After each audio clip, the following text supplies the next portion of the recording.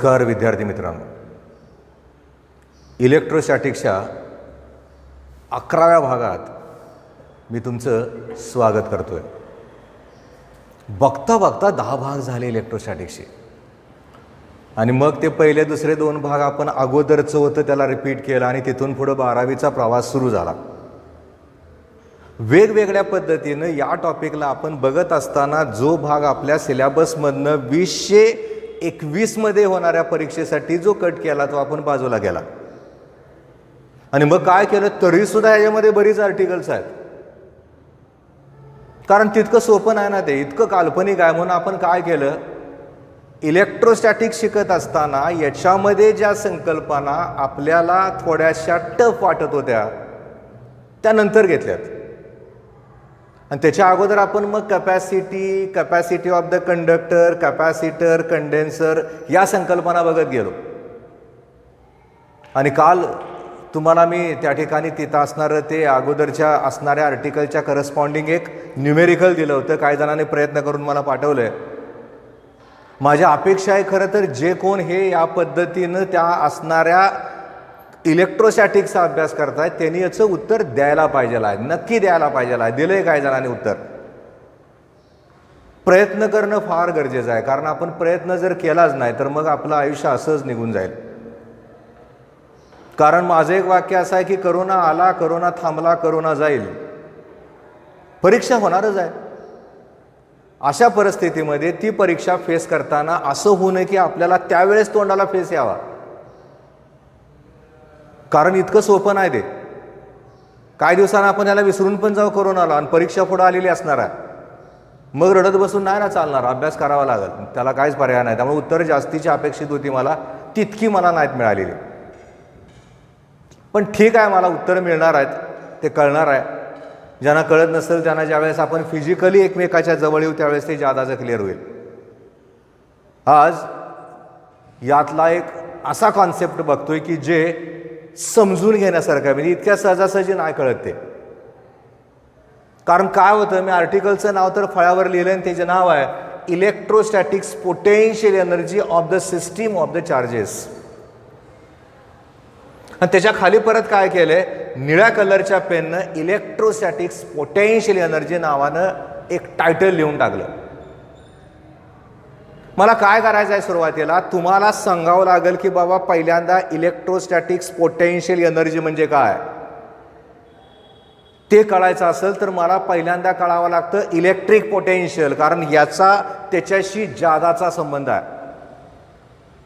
आपण काय करतो बघा, ज्यावेळेस मी समजा एखादा +Q एवढ्या अमाऊंटचा चार्ज एखाद्या ठिकाणी एखाद्या मीडियममध्ये किंवा व्हॅक्यूममध्ये ठेवला आहे, त्यावेळेस तिथं असणारा तो जो चार्ज आहे तो स्वतःच्या भोवती एक प्रकारचं फील्ड तयार करतो, ज्याला आपण इलेक्ट्रिक फील्ड या नावानं ओळखतो. मला जर समजा त्या ठिकाणी तिथं असणाऱ्या त्या फील्डमध्ये दुसरा एखादा टेस्ट चार्ज मला घेऊन यायचा आहे, मला वर्क करावं लागेल. म्हणून आपण ज्यावेळेस इलेक्ट्रिक पोटेन्शियल नावाच्या संकल्पनेला व्याख्येमध्ये आणतो त्यावेळेस आपलं वाक्य 11वीतलं असं असतं, amount of work done to bring unit positive charge from infinity to the given point against the direction of an electric intensity. तुम्ही म्हणणार की सर हे परत कुठलं काढलंय, काय सांगायला लागलाय, आता परत मागचं का शिकवायला लागलाय तुम्ही.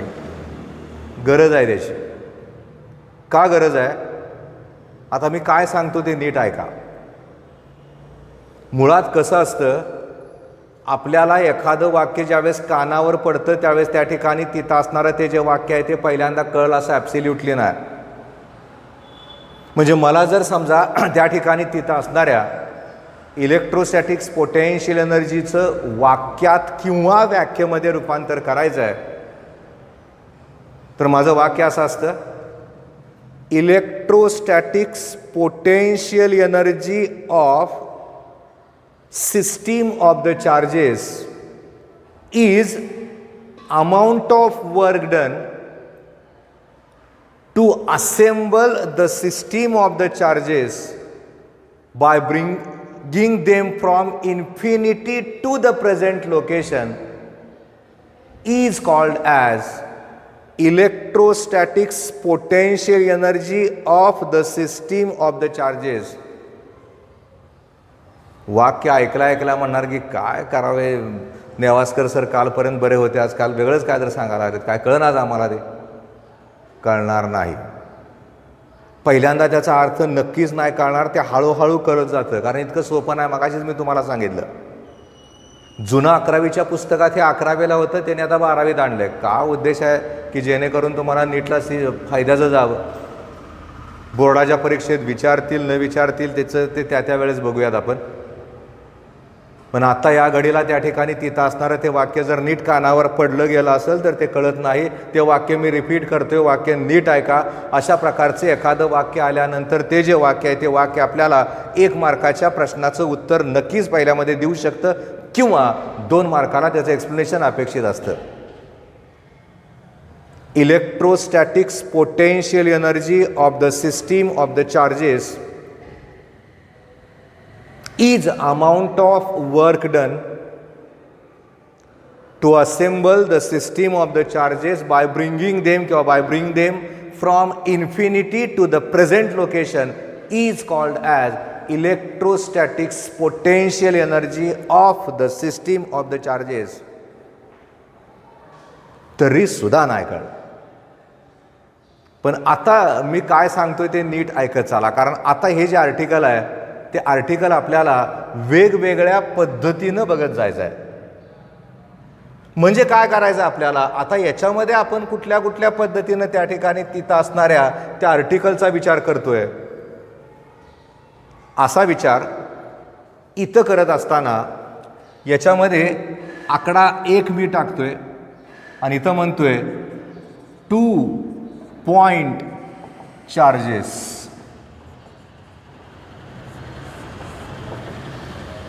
थोडं पुस्तकापेक्षा थोडं वेगळं लिहितो मी. मला काय करायचं आहे, 2 पॉइंट चार्जेससाठी इलेक्ट्रोस्टॅटिक्स पोटेन्शियल एनर्जीचं उत्तर मला काढायचं आहे. त्याच्यावरनं मला n पार्टिकलसाठीचं उत्तर काढायचं आहे. त्यानंतर मला जर समजा तिथं असणारा तो चार्ज एक्सटर्नल फील्डमध्ये किंवा पोटेन्शियलमध्ये ठेवला तर तिथं असणाऱ्या इलेक्ट्रोस्टॅटिक्स पोटेन्शियल एनर्जीचं उत्तर मला काढायचं आहे. त्याच्यानंतर मला जर समजा 2 पॉइंट चार्जेस आहेत, त्याला एक्सटर्नल पोटेन्शियलमध्ये ठेवले, मला इलेक्ट्रोस्टॅटिक्स पोटेन्शियल एनर्जीचं उत्तर काढायचं आहे. आणि जर समजा माझ्याकडे जर इलेक्ट्रिक डायपोल असेल, त्याच्या करस्पॉन्डिंग मला जर समजा त्या ठिकाणी तिथं असणाऱ्या पोटेन्शियल एनर्जीचं उत्तर काढायचं आहे, तर ते पण उत्तर मला काढावं लागेल. आता पहिल्यांदा आपण असा विचार करूयात की आपल्याकडं 2 चार्जेस आहेत. समजूयात त्यातला हा जो पहिला चार्ज आहे तो Q1 आहे आणि हा जो दुसरा चार्ज आहे तो Q2 आहे. आणि या ठिकाणी इथं असणारे हे जे चार्जेस आहेत त्याला आपण कार्टेशियन कोऑर्डिनेट सिस्टीमचा आधार घेऊन त्याला एक प्रकारचं त्याचं लोकेशन देतोय. मी तर म्हणतो याच्यामध्ये थोडासा बदल मी असा करतो की आत्ता तात्पुरतं ह्या चार्जला पण मी बाजूला ठेवतो आणि त्याच्याऐवजी याला A नाव देतो, याला B नाव देतो, याची पोझिशन वेक्टर R1 न रिप्रेझेंट करतो आणि याचा पोझिशन वेक्टर R2 न रिप्रेझेंट करतो आणि या 2 मधलं जे अंतर आहे त्याला R12 असं नाव देऊन टाकतो. नीट समजून घ्या. समजूयात हा माझा एक्स ॲक्सिस आहे, हा माझा वाय ॲक्सिस आहे, हा माझा झेड ॲक्सिस आहे आणि हा माझा ओरिजिन O आहे. माझं वाक्य कसं होतं बघा, amount of work done to assemble the system of the charges from infinity to the present location. या वाक्यात सगळ्यात महत्त्वाचा भाग आहे. ह्याचा अर्थ पण आपल्याला परत असं इतक्या ॲटीज क्लिअरच नाही होत. प्रेझेंट लोकेशन म्हणजे काय, कल्पना करूयात की माझ्यासमोर माझ्यातल्या असणाऱ्या कॉलेजमधला 12चा वर्ग आहे, CETचा वर्ग आहे आणि त्या वर्गामध्ये समजा 1-2 विद्यार्थी आहेत. समजा माझ्याकडे एक विद्यार्थिनी जिचं नाव आहे मोठे त्या ठिकाणी असणारी ती अहिल्या आहे आणि तिची एक स्वतःची जागा आहे. त्याच्यानंतर पुढं समजा वेळापूर नावाची ती विद्यार्थी आहे, ती पण बसते आणि इकडच्या बाजूला असा विचार करूयात की चौगुले नावाचा एक विद्यार्थी आहे तो तिथं बसतोय. त्यांचं ते लोकेशन झालं, त्यांची ती जागा झाली. म्हणजे त्या असणाऱ्या लोकेशनमध्ये समजा मी चौगुलेचा विचार करतोय, त्याला जर तिथून तिथंपर्यंत आणून ठेवायचं झालं तर मला वर्क करावं लागेल. जसं मी तिथं काहीतरी करतोय तसं मला इथं पण करावं लागतं. म्हणजे काय, परत तसंच पुन्हा अजून कळतच नाही. मी काय केलंय, या ठिकाणी इथं असणारे जे 2 पॉइंट्स आहेत ए आणि बी, ही माझी त्या ठिकाणी तिथं असणारी ती सिस्टीम आहे.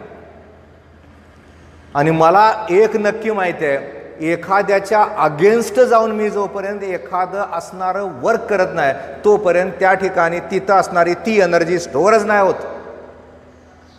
नक्कीच नाही होत. म्हणजे मला काय करायचं आता, हा जो ए पॉइंट आहे, या ए पॉइंटला Q1 नावाच्या चार्जचं लोकेशन आहे, कारण ते तिथं ए जो पॉइंट आहे त्याचा जो पोझिशन वेक्टर आहे तो R1 आहे.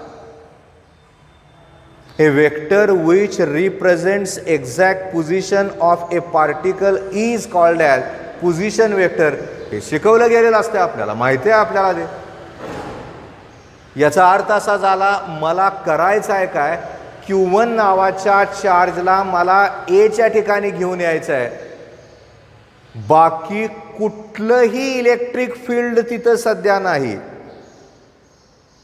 मी Q1 नावाच्या चार्जला इन्फिनिटी पासून एच्या ठिकाणी आणतोय. आणि मी आता जर तुम्हाला प्रश्न विचारला की सांग आता माझ्याकडनं वर्क किती झालं,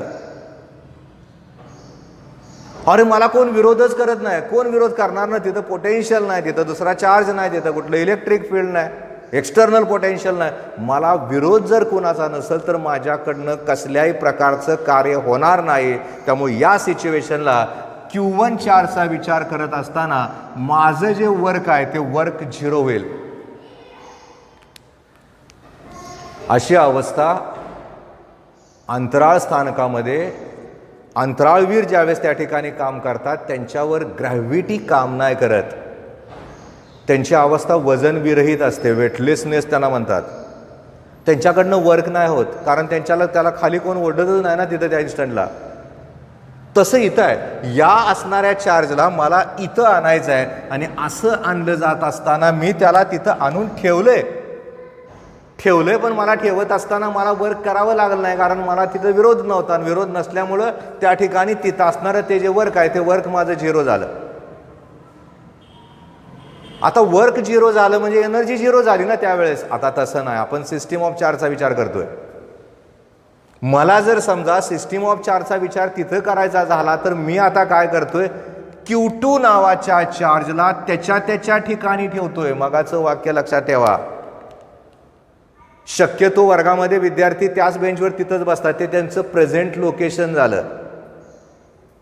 माझं वाक्य असं होतं, amount of work done to bring the charge from infinity to their present location is called as electrostatics potential energy. म्हणजे मला त्या ठिकाणी तिथं असणाऱ्या Q2 चार्जला आता इथं आणायचं आहे. आता मात्र गंमत अशी होईल, हा जो चार्ज आपण अगोदर तिथं आणून ठेवलाय तो एक प्रकारचं पोटेन्शियल तयार करेल. किती पोटेन्शियल तयार करेल, मी जर समजा तिथं असणारं ते जे पोटेन्शियल आहे त्याचा फॉर्म्युला विचारात घ्यायचा झाला तर माझा फॉर्म्युला काय आहे, V is equal to 1/4πε0 Q/R. Charge कुठला आहे माझा, Q1 आहे. आणि करस्पॉन्डिंग अंतर याच्यापासून ओरिजिनचा विचार करून आपण सध्या विचार करतोय. तिथं असणारं ते जे पोटेन्शियल आहे ते पोटेन्शियल माझं तयार झालं 1/4πε0 Q1/R1. पण मला काय करावं लागतंय, आता वर्क केल्याशिवाय एनर्जीचं उत्तर काढता येत नाही. आणि वर्कसाठीचा एक फॉर्म्युला आपल्याला नक्की लक्षात ठेवावा लागतो. आणि तो जो फॉर्म्युला आहे पोटेन्शियल डिफरन्स इंटू चार्ज किंवा पोटेन्शियल इंटू चार्ज. म्हणजे आपण त्या ठिकाणी तिथं असणाऱ्या त्या वर्कचं उत्तर काढत असताना पोटेन्शियलचा विचार करूयात. आणि पोटेन्शियलचा विचार करताना 1/4πε0 Q1/R12. परत म्हणणार की सर काय फसवताय आम्हाला, वर R1 लिहिलंय खाली R12 लिहिलंय. फसवत नाही, ती रियालिटी आहे. कशी ती बघा. हा चार्ज आहे, एवढ्या असणाऱ्या चार्जच्या अंतरावर एक प्रकारचं पोटेन्शियल तयार करेल. मग Q2 हा जो चार्ज आपण तिथं ठेवला आहे त्याचं पोटेन्शियल आपल्याला बघायचं आहे. आणि तसं असणारं ते पोटेन्शियल तिथं बघितलं जात असताना त्या अंतरावरचं पोटेन्शियल किती झालं. मुळात पोटेन्शियल झालं 1/4πε0 Q1/R12. अंतर R12 आहे. आणि मी जर समजा विचार केला की करस्पॉन्डिंग कुठल्या चार्जचा विचार मला करावा लागतोय, Q2चा. याचा अर्थ असा झाला, या ठिकाणी वर्कचा विचार केला तर 1/4πε0 Q1 Q2/R12 झालं. आणि आत्ताच तुम्हाला मी सांगितलं वर्क डन ॲक्च्युली पोटेन्शियलमध्ये स्टोअर होतं. त्यामुळे त्या पोटेन्शियल एनर्जीचा विचार जर आपण केला तर हा फॉर्म्युला तयार झाला 1/4πε0 Q1 Q2/R12. हे कळतं खरं तर. असं आता तुम्हाला कळायला सुरुवात होईल की सर काय सांगताय ते. आपण काय म्हणलं होतं, amount of work done to assemble the system of the charges from infinity to the present location. एच्या ठिकाणी Q1चं लोकेशन आहे, बीच्या ठिकाणी Q2चं लोकेशन आहे. पहिल्यांदा मी चार्ज कुठला आणला तर Q1 आणला. Q1 चार्ज आणत असताना मला वर्क करावं लागलं का नाही करावं लागलं. का नाही करावं लागलं तर तिथं दुसरं कुठलं फील्ड नव्हतं. वर्क 0 झालं, एनर्जी 0 झाली. पण यानं पोटेन्शियल इथं तयार केलं ना. आता Q2ला मी आणताना हा असणारा जो चार्ज आहे त्याचं जे पोटेन्शियल आहे आत आणताना मला विरोध करेल. तो जो विरोध आहे तो एनर्जीमध्ये स्टोअर होईल. त्यामुळे मला तिथलं उत्तर काढत असताना 1/4πε0 Q1 Q2/R12 घ्यावं लागेल. त्यामुळं हे एकदा का कळलं का मग पुढचं कळायला फारसं अवघड नाही जात. आपल्याला याच्यामध्ये विचार करावा लागतोय पोटेन्शियल एनर्जीचा, पोटेन्शियलचा, वर्कचा विचार करावा लागतोय. या सगळ्या संकल्पना कळताना हे कळलं का पुढचं कळतंय. म्हणजे मी आता काय करतोय ते नीट बघा. मी काय केलं आता, यातलं बाकीचं जे सगळं आहे त्याला तात्पुरतं पुसून टाकतोय मी. जे चौकोनात लिहिलंय त्याचा फॉर्म्युला जो आहे तो मी तसाच ठेवतोय. आणि बाकी जास्त कॉम्प्लिकेशन न करता याच फॉर्म्युल्याचा आधार घेऊन आपण त्या ठिकाणी तिथं असणारं यातलं दुसरं विचारात घेतोय. दुसऱ्याचा विचार करताना आपण N पार्टिकलचा किंवा पॉइंट चार्जेसचा विचार करतोय आपण.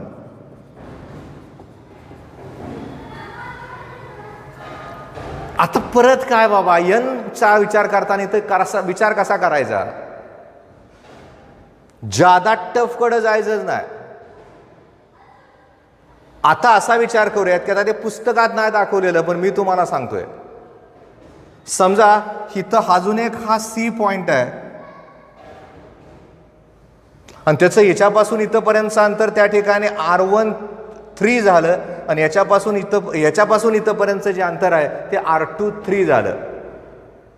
म्हणजे मी जर समजा या C पॉइंटचा विचार केला तर त्याचं एक स्वतःचं लोकेशन झालं. ते जे लोकेशन आहे ते लोकेशन या पद्धतीनं झालं.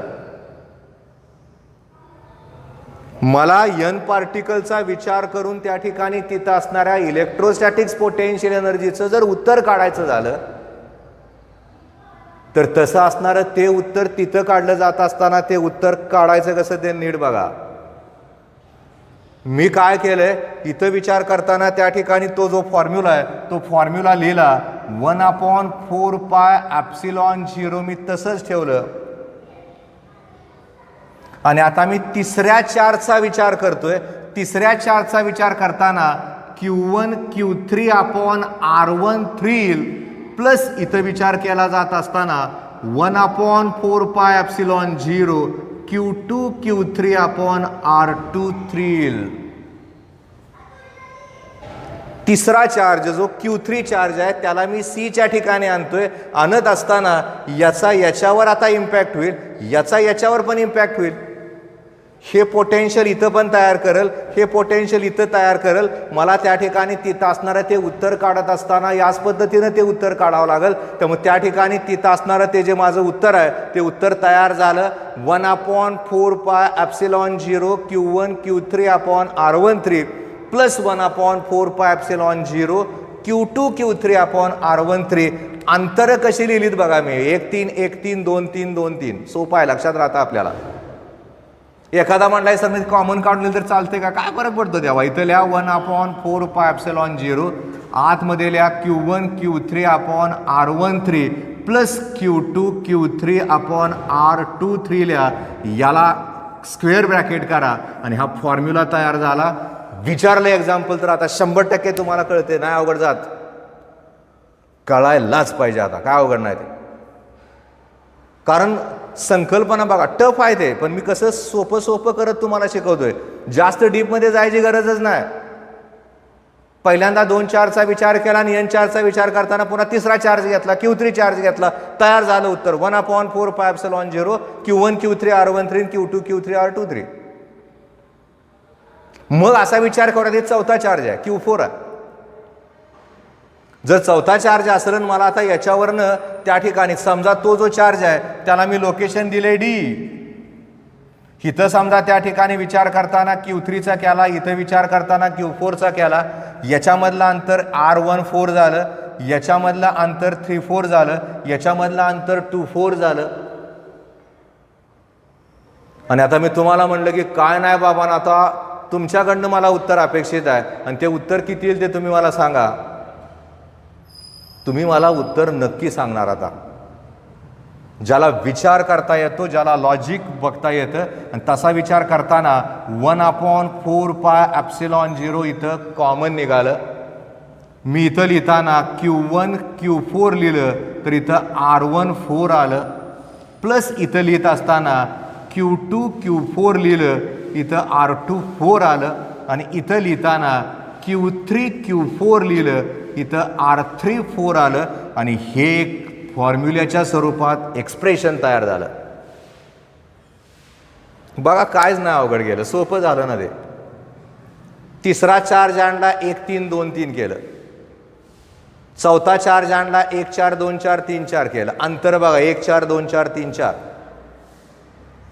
म्हणजे आपल्याला जर समजा त्या ठिकाणी तिथं असणाऱ्या N पार्टिकलचा विचार करून इलेक्ट्रोस्टॅटिक पोटेन्शियल एनर्जीचं उत्तर काढायचं आहे, तर तसं ते उत्तर तिथं काढलं जात असताना 100% या पद्धतीनं तिथं असणारं ते जे उत्तर आहे ते उत्तर आपण नक्की काढू शकतो.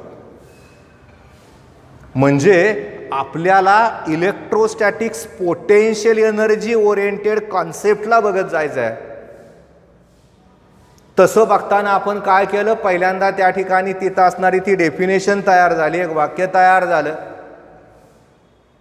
आणि नंतर आपण विचार केला की त्या ठिकाणी जर 2 पार्टिकल असतील तर उत्तर किती, फॉर्म्युला तयार झाला 1/4πε0 Q1 Q2/R12 झालं.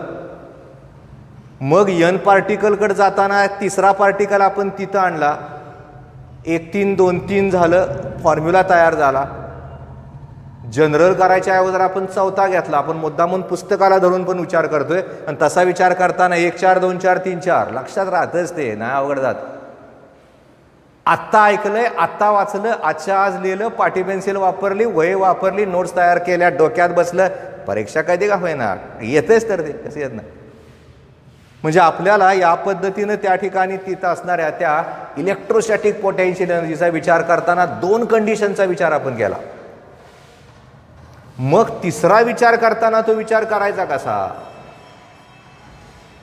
आता बघूयात. आपण इलेक्ट्रोस्टॅटिक पोटेन्शियल एनर्जीचंच उत्तर काढतोय, आणि असं उत्तर काढत असताना आता आपण विचार करूयात याच्यामध्ये असणाऱ्या तिसऱ्या कॉन्सेप्टचा. आणि तिसऱ्या कॉन्सेप्टचा विचार करताना आता हे जे फॉर्म्युले आहेत ते मला याच्यानंतरच्या असणाऱ्या कॉन्सेप्टला वापरावे लागत नाहीत.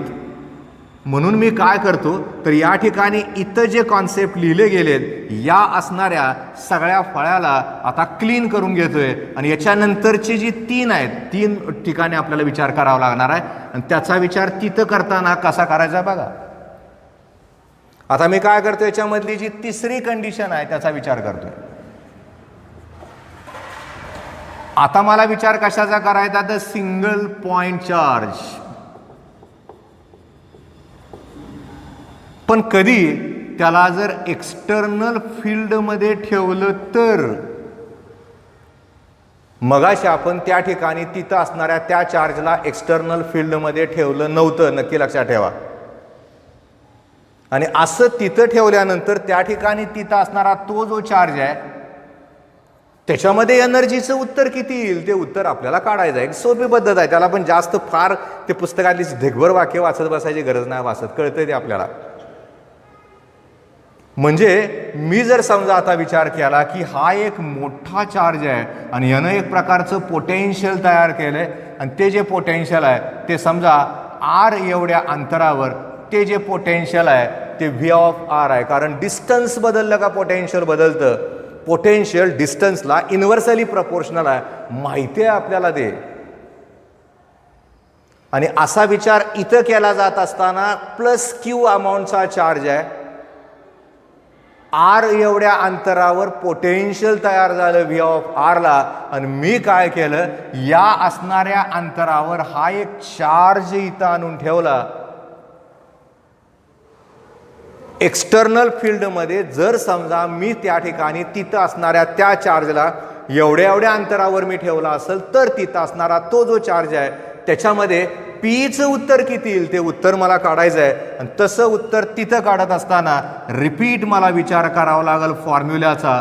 Work is equal to potential difference into charge किंवा पोटेन्शियल इंटू चार्ज. वर्कचा विचार करतोय आपण, डब्ल्यूचा विचार करतोय. किती पोटेन्शियल आहे व्ही ऑफ आर, चार्ज किती आहे क्यू आणि हे एनर्जीमध्ये स्टोअर होईल. त्यामुळे Q into V of R हा फॉर्म्युला तयार झाला. कशाला ढेगभर वाचायचा आहे, गरजच नाही लागत ना. म्हणजे मला त्या ठिकाणी तिथं असणाऱ्या वेगवेगळ्या कॉन्सेप्टला बघत बघत पुढे जायचं आहे. ज्याला आत्ताच्या अगोदरची 2 कळली त्याला हे सोपं आहे की उलट ते जरा अवघड तर होते, यात काहीच नाही. पोटेन्शियलच्या संकल्पनेचा आधार घेऊन आपण त्या ठिकाणी तिथं असणारं ते उत्तर काढले. एकदम सोपं उत्तर आहे. पहिली कंडिशन आपली काय होती, 2 पॉइंट चार्जेस असतील तर एक्सटर्नल फील्डचा विचार नाही करत. दुसऱ्या कंडिशनमध्ये एन पार्टिकलचा विचार केला, एन चार्जचा विचार केला, उत्तर तयार झालं.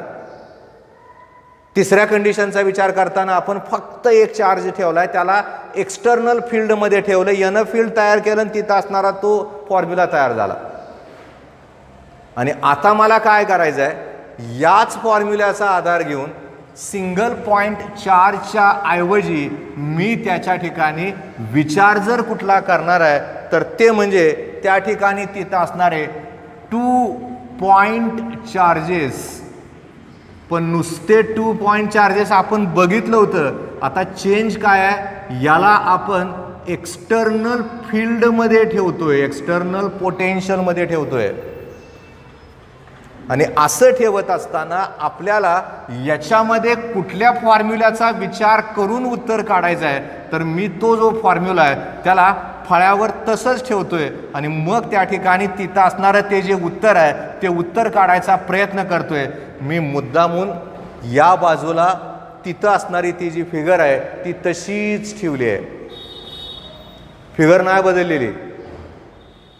आणि अशा असणाऱ्या फिगरचा आधार घेऊन मला 2 पॉइंट चार्जेस आहेत आणि त्याच्या करस्पॉन्डिंग त्या ठिकाणी तिथं असणाऱ्या एनर्जीचं उत्तर मला काढायचं आहे. ते उत्तर काढत असताना मी उत्तर काढणार तर कसं आहे, काय विचार करावा लागेल मला. पहिल्यांदा विचार करूयात, हा ए आहे Q1, किंवा असा विचार करूयात की आपल्याकडं हा Q1 चार्ज आहे, हा Q2 चार्ज आहे आणि या ठिकाणी इथं असणारं जे पोटेन्शियल आहे ते V ऑफ R1 आहे, या ठिकाणचं पोटेन्शियल V ऑफ R2 आहे. आणि हे जे दोन चार्जेस आहेत त्या दोन चार्जमधलं जे अंतर आहे ते R12 आहे. नीट समजून घेण्यासारखं आहे सुद्धा. म्हणजे कसं होईल, मला या ठिकाणी तिथं असणाऱ्या त्या पोटेन्शियलचा विचार करून या फॉर्म्युल्याचा आधार घेऊन मला दोन पॉइंट चार्जेसना एक्सटर्नल फील्डमध्ये ठेवल्यानंतर रिझल्टंटचं उत्तर मला काढायचं आहे. तसं ते उत्तर काढत असताना आता विचार कसा करायचा आहे तो बघा. मुळात काय होईल, पहिला चार्ज त्याच्या करस्पॉन्डिंग त्या ठिकाणी तिथं असणाऱ्या एनर्जीचे विचार करायचा आहे. आणि तसा विचार तिथं करत असताना चार्ज Q1 आहे, इथं पोटेन्शियल V1R आहे. कारण V1 हे पोटेन्शियल त्या ठिकाणी किंवा R1च्या ठिकाणी आपण घेऊयात VR1 म्हणूयात. कसंही करा, ते अंतर कसं करा, R1 एवढ्या अंतरावर तिथं असणारं ते पोटेन्शियल आहे, त्याचा विचार करावा लागेल. कारण वर्क म्हणजे चार्ज आणि पोटेन्शियलचा गुणाकार, त्यामुळे इथं विचार करावा लागेल. आणि असा विचार करताना याचा पण विचार करावा लागेल. याचा विचार करताना Q2 V ऑफ R2 आलं. म्हणजे काय झालं, याचं पोटेन्शियल V ऑफ R1 आहे, याचं पोटेन्शियल V ऑफ R2 आहे, हा चार्ज Q1 आहे, हा चार्ज Q2 आहे. पण काय होईल, हे दोघं पण एक प्रकारे एकमेकावर पोटेन्शियल क्रिएट करून एनर्जी तयार करतील ना. आणि तसं जर केलं तर मग आपल्याला विचार करावा लागेल 1/4πε0 Q1 Q2 अपॉन R12. आणि हे त्या ठिकाणी तिथं असणारं ते फायनल उत्तर होईल. काय होतं, असं थोडं गोंधळल्यासारखं होत राहतं. त्यात ज्याची कुवत कमी आहे त्याला थोडंसं समजायला अवघड जातं. मी ॲक्सेप्ट करतो, तो काय त्याचा दोष नसतो, पण त्यानं थोडं थोडं वाचत गेलं तर ते कळून जाईल. कसं केलंय बघा, एक चार्ज Q1 R1 एवढ्या अंतरावर आहे, पोटेन्शियल किती झालं, VR1 झालं. वर्क म्हणजे potential difference into charge, Q1 V of R1 झालं.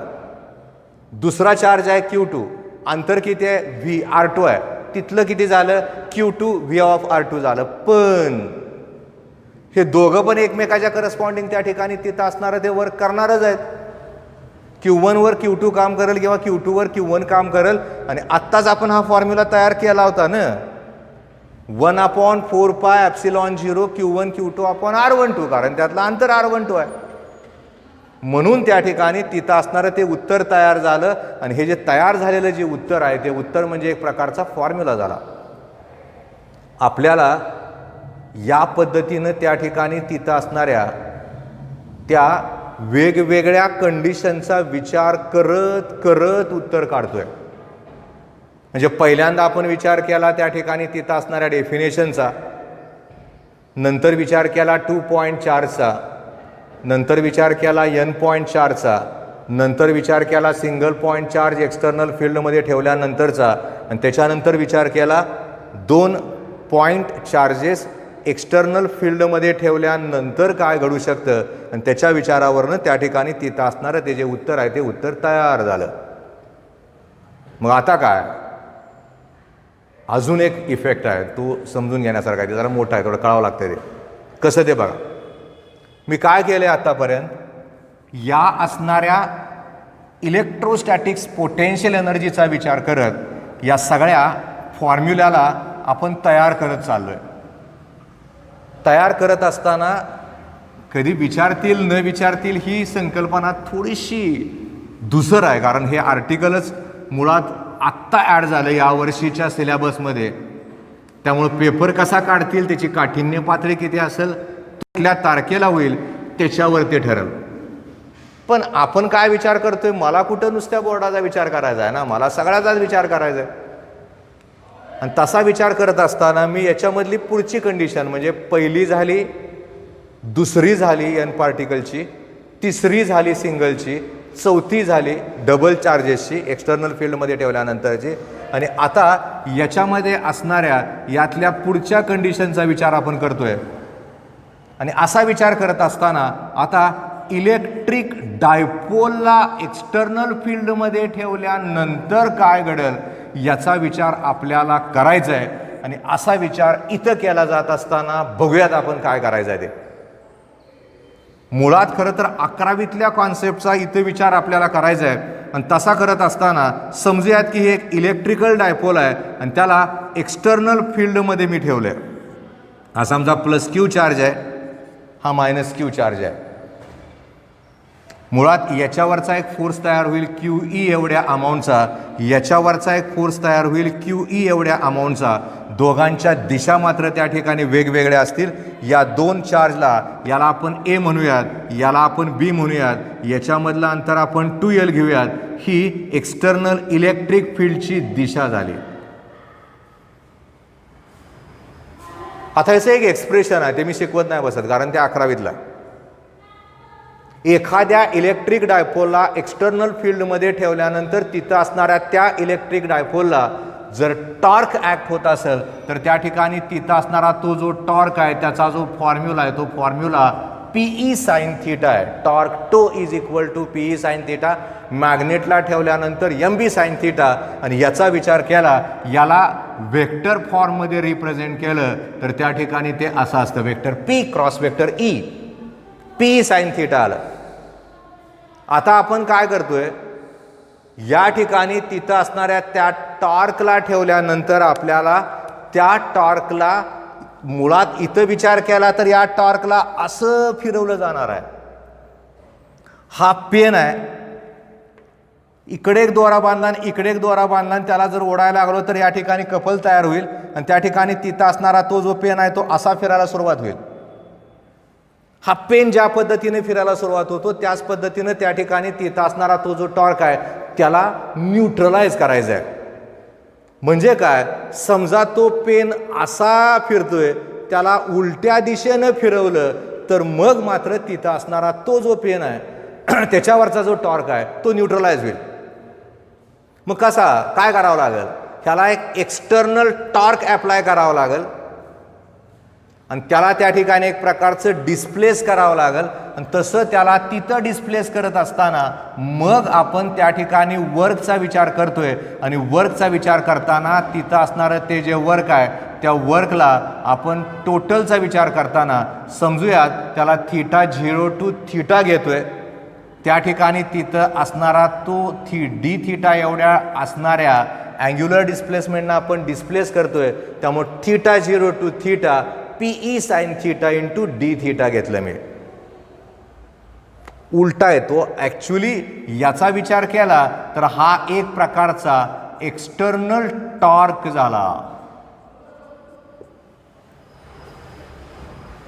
त्याची initial position theta and final position θ0 and final theta. त्याला θ0 to θ असं त्याला आपण डिस्प्लेस करणार आहे. डिस्प्लेस करताना DW किंमत माझी तयार झाली. आणि असं तयार होताना मग मी विचार केला की बाबा इथं काय करता येईल, पीईला त्या ठिकाणी इंटिग्रेशन साईनच्या बाहेर घेऊयात, या ठिकाणी θ0 to θ घेऊयात आणि इथं लिहित असताना साइन थीटा डी थीटा लिहूयात. काय नाही केलं, कॉन्स्टंट आहे त्याला फक्त बाजूला घेतलं, कारण पीई म्हणजे इलेक्ट्रिक डायपोल मोमेंट, ई म्हणजे मॅग्निट्यूड ऑफ इलेक्ट्रिक इंटेन्सिटी. इंटिग्रेशनमध्ये साइन थीटाचं इंटिग्रेशन मायनस कॉस थीटा येतं आहे. तुम्हाला माहिती असतं, नसेल तर लक्षात ठेवा. याचा अर्थ असा झाला की इथं पीई आलं, या ठिकाणी मायनस कॉस थीटा आलं, इथं θ0 to θ आलं. आणि आता आपण काय करतोय, याचं उत्तर फायनल स्टेजला घेऊन जात असताना हे कसं सोडवायचं ते तुम्हाला अनेक वेळा मी सांगितलंय. सुरुवातीला याला इथं ठेवा आणि त्याच्यानंतर याला इथं ठेवा. आणि तसं ठेवताना या ठिकाणी पी तसंच राहिलं. आतमध्ये जर बघितलं तर minus cos theta minus minus plus cos theta 0 झालं, कारण इथं मायनस आहे, त्या मायनस मायनसला मधलं मायनस आहे ते प्लस करून जाईल. म्हणजे इथं जर बघितलं आपण पीई तसंच ठेवलं आणि जर असं लिहिलं cos theta minus cos theta 0 तर चालतंय. म्हणजे आपण प्लस पहिल्यांदा घेतलं आणि मायनस त्याच्यानंतर घेतलं. आणि तसं घेत असताना इथं कॉस थीटा 0 इथं थीटा घेऊयात, प्लस पहिल्यांदा घेऊयात. म्हणजे P in bracket cos theta 0 minus cos theta आलं. आणि आता आपण या ठिकाणी तिथं असणाऱ्या त्या उत्तराच्या दिशेनं चाललोय.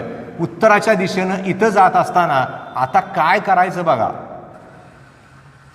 मुळात खरं तर आपण वर्क जे आहे ते एनर्जीमध्ये रूपांतर झालं आणि तसं होत असताना त्याला θ0 टू θ आपण डिस्प्लेस करतोय. त्यामुळे u of θ minus u of θ0 is equal to लिहित असताना इथं पीई आलं आणि ब्रॅकेटमध्ये कॉस θ0 मायनस कॉस θ आलं.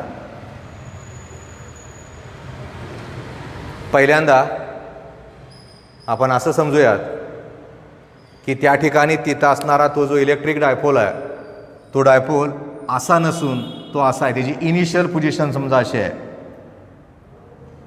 Theta, angle between length of dipole and corresponding electric intensity. ते जर तसं झालं, ते असं झालं तर नक्की मला तुम्ही सांगू शकाल तिथं असणारा तो जो इनिशियल θ0 आहे तो π/2 झाला म्हणजे 90 डिग्री झाला. कॉस 90चा विचार केला तर त्याचं उत्तर 0 झालं. याचा अर्थ असा झाला इथं उत्तर आलं मायनस PE कॉस θ. हे त्या ठिकाणी तिथं असणाऱ्या एनर्जीचं उत्तर मिळालं मायनस PE कॉस θ. कधी जर समजा तिथं असणारा तो जो डायपोल आहे तो इनिशियली एक्सटर्नल फील्डच्या डायरेक्शनला परपॅन्डिक्युलर आहे आणि जर याच्यामधल्या दुसऱ्या स्टेजचा आपण विचार करून त्या ठिकाणी तिथं असणारा तो जो फॉर्म्युला आहे तो फॉर्म्युला लिहायचा ठरवला तर आता ते उत्तर कसं येतंय ते बघा. जर त्याची जी दिशा आहे ती एक्सटर्नलला समांतर आहे, पॅरलल आहे, जर तशी जर त्या ठिकाणी तिथं असणारी ती दिशा तशी असेल तर θ0 0 झालं. कॉस 0चं उत्तर 1 असतं. त्यामुळे इथं जर आपण बघितलं यूचं उत्तर काढलं पी तसंच राहिलं. त्या ठिकाणी 1 मायनस कॉस θ हे उत्तर तयार झालं. तर हे एक यातलं एक्सप्रेशन होतं. म्हणजे आज आपण काय केलंय बघा, फक्त आणि फक्त इलेक्ट्रोस्टॅटिक्स पोटेन्शियल एनर्जीबद्दल बोललोय. तसं बोलत असताना मग पहिला, दुसरा, तिसरा, चौथा आणि पाचवा 5 वेगवेगळ्या पद्धतीनं बघितलंय. जसंच्या तसं पुस्तकात आहे तसंच मी शिकवलं, वेगळं नाही काय केलं, फक्त सोपं करत सांगितलं म्हणजे कळत गेलं आपल्याला ते. त्यामुळे नक्की वाचावं लागणं मी तुम्हाला मागच सांगितलंय. आज इलेक्ट्रोस्टॅटिक्स पोटेन्शियल एनर्जीच्या ह्या आर्टिकलला मी इथंच थांबतोय. पुढच्या लेक्चरमध्ये आपण dielectrics, polar, non polar dielectrics याच्यावर आपण बोलतोय. धन्यवाद.